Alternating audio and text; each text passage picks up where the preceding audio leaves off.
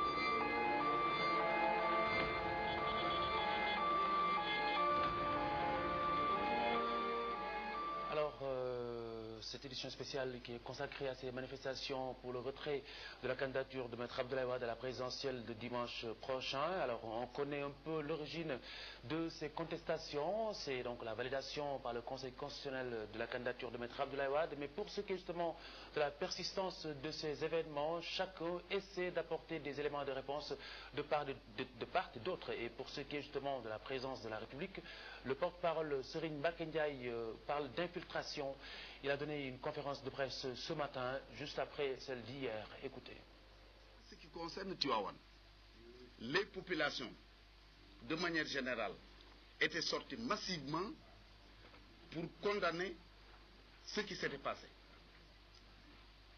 Mais, au-delà de ces populations-là, qui se sont spontanément levées pour condamner ce qui s'est passé, il y a des militants de partis politiques qui ont été convoyés à bord de cars pour aller à Tivaouane.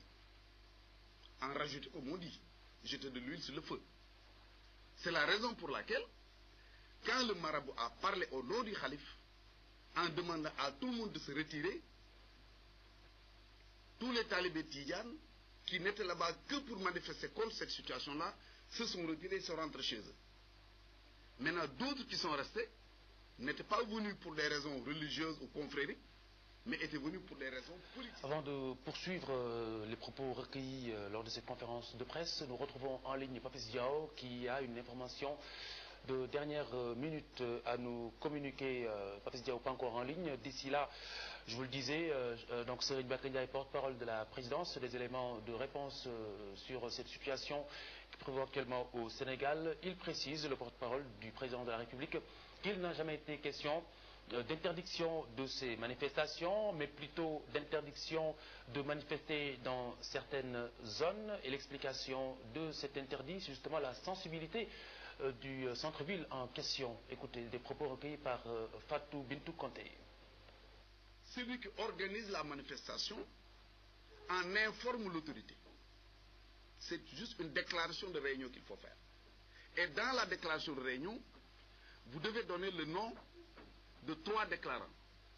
Nom, prénom, adresse, date et lieu de naissance, qu'on puisse les identifier. C'est pour prévoir, en cas de, qu'on puisse situer les responsabilités. Mais cette même loi permet à l'autorité, pour des raisons qu'elle est seule à apprécier, donc l'autorité, de dire aujourd'hui on ne peut pas organiser une manifestation sur cette place. Même si ce n'est pas à Dakar, même si ce n'est pas à la place de l'indépendance, partout dans le pays, c'est une disposition réglementaire qui existe. C'est pourquoi je dis toujours, le paradoxe, c'est qu'on ne peut pas accepter une loi. Parce que nous faisons une loi, comme j'ai dit, même si on est contre, on la respecte. Le jour où vous aurez la possibilité de la changer, vous la changez. Mais pour le moment, la loi, il faut la respecter. Et quand le ministre de l'Intérieur a pris un arrêté pour dire que plus de manifestations dans cette zone sensible, je l'ai dit hier, je le répète aujourd'hui, tous les partis politiques, tous les candidats étaient là au Sénégal.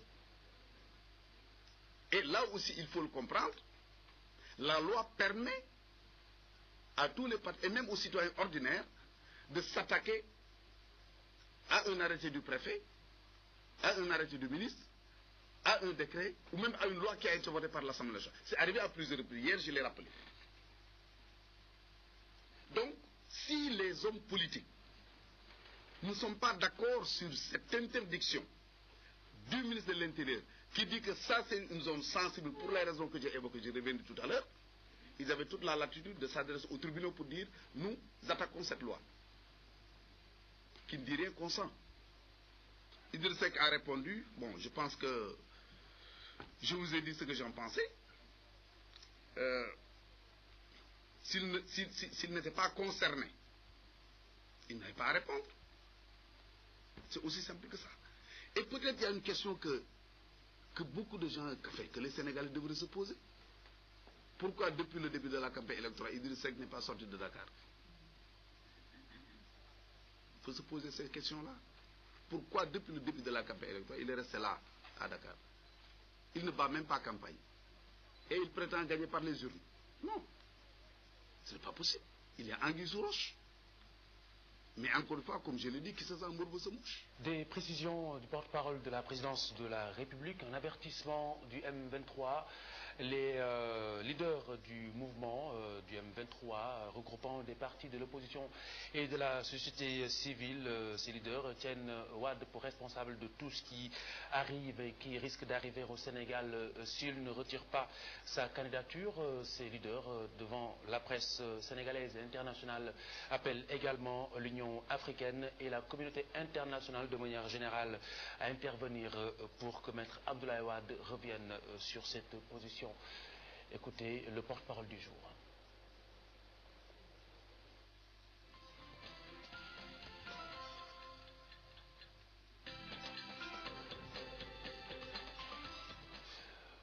Alors, en résumé, je viens donc de vous rendre compte de cette conférence de presse, les points essentiels, avertir Maître Abdoulaye Wade, lui demander de partir avant que le Sénégal et les Sénégalais ne vivent le pire, mais également cet appel à l'Union africaine et à la communauté internationale pour faire revenir Maître Abdoulaye Wade à la raison. Je mets les guillemets et je cite le M23. Voici un de ses leaders, Ibrahim Fall.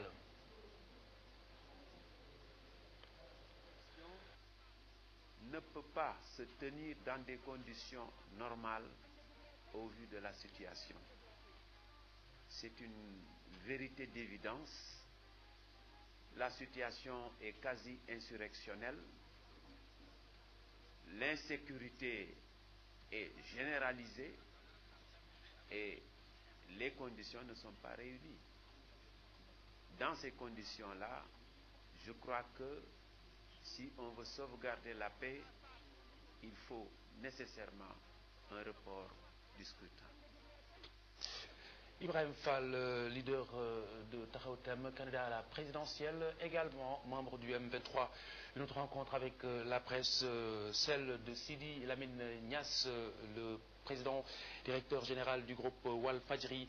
Voici ses propos un peu dans le même sens concernant ce climat tendu au Sénégal et les solutions de paix. Sidi Lamine Niasse que nous pourrons écouter dans quelques instants et nous allons vous faire partager ces propos du candidat de Benno Siggil Sénégal, Moustapha Niasse, des propos recueillis par Fatima Ba. Moustapha Niasse estime que le président de la République aurait donné 15% à 15% des 30% du Sénégal à des producteurs de l'électricité du barrage de Manantali au Mali.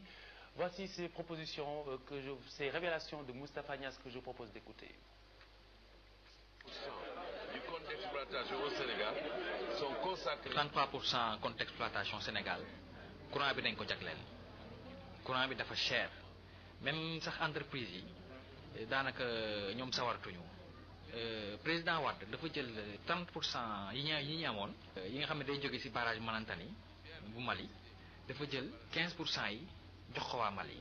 accord yooyu nag daanaka fii lañ ko signé Mali 40% la waroon am Mauritanie 30% Sénégal 30%. mais comme léegi président bi jël na 15% yi jox ko waa Mali moo tax léegi ñun 15% rek moo ñu dese léegi Mali moom am daanaka 55%. accord boobu nag dinañ ko renégocier ak Mali problème boobu dinañ ko saafara. Et le Mali ne posera pas. Édition spéciale concernant cette tension dans le centre-ville de Dakar et un peu partout au Sénégal. Voici quelques images glanées par Ibrahim Kane tout à l'heure. Avant de revenir sur le reste de cette actualité, dominée également par cette nouvelle victime de ces manifestations, un jeune garçon qui aurait été tué justement à la Patte d'Oie.